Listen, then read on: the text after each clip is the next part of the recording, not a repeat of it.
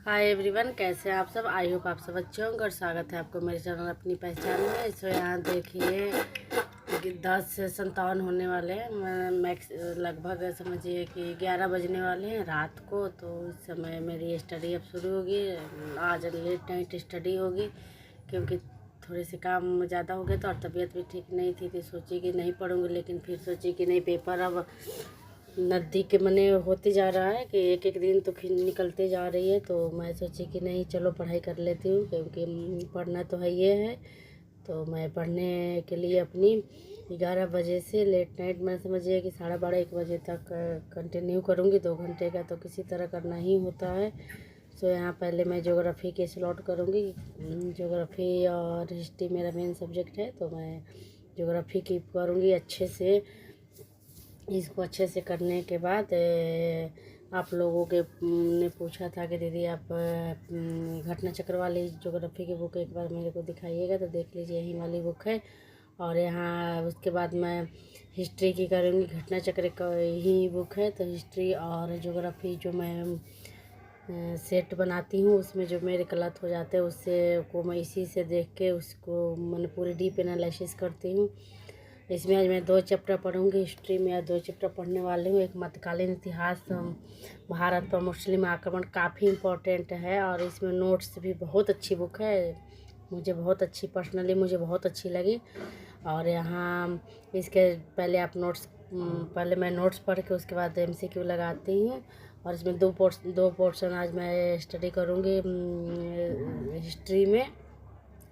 इसमें एक करूँगी जनरल वायसराय वाला, उससे भी काफ़ी क्वेश्चन बनते हैं, तो आज इसको भी मैं करूँगी।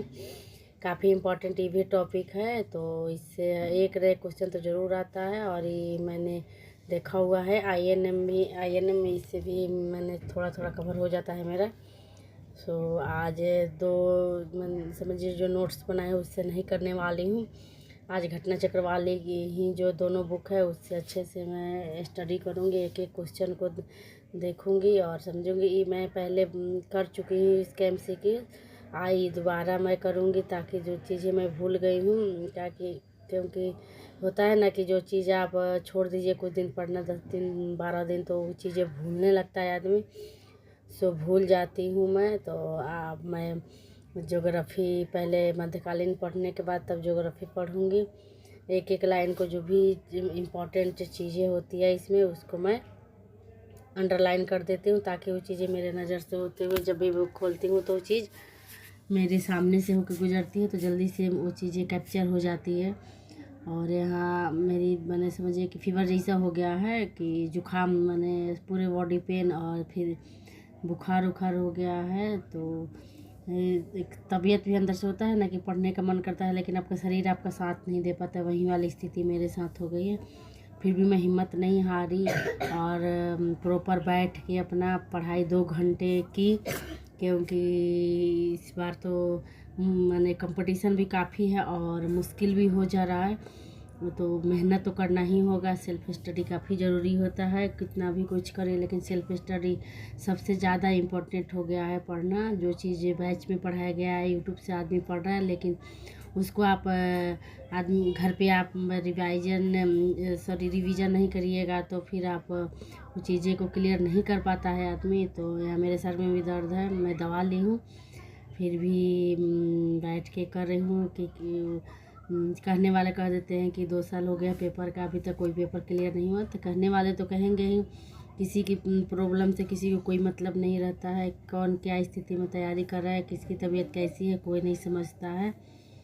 और अब चुपचाप में रह के मेहनत करके मैंने कामयाब होना है। मैं मन में ये बात ठान ली हूँ। उसे अब किसी से ज़्यादा ये नहीं है कि उसके ज़्यादा फेवर में करना है, उसके ज़्यादा फेवर नहीं, चुपचाप रहना है, सबकी बातें सुनते हुए अपना एक पहचान बनाना है। इसी पे मैं प्रॉपर वर्क कर रही हूँ और टाइम भी दे रही हूँ, ताकि कितना दूसरे के लिए कितना भी कुछ करेगा आदमी, लेकिन नहीं कहेगा कि आपने मेरे लिए कुछ किया है।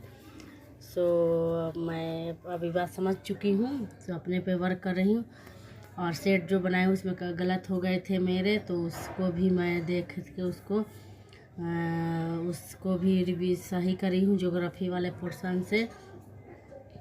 और जीके जीएस भी मेरे इसी से कवर हो जाते हैं, अच्छे से कवर हो जाते हैं। तो यह सेट वाली चीज़ है मेरी, तो इसको भी मैं अच्छे से कवर कर रही हूँ। सो आप लोग को अच्छा लगता है तो चैनल को ज़रूर लाइक से सब्सक्राइब करें और कमेंट करके बताएं कि कैसा लगा आपको।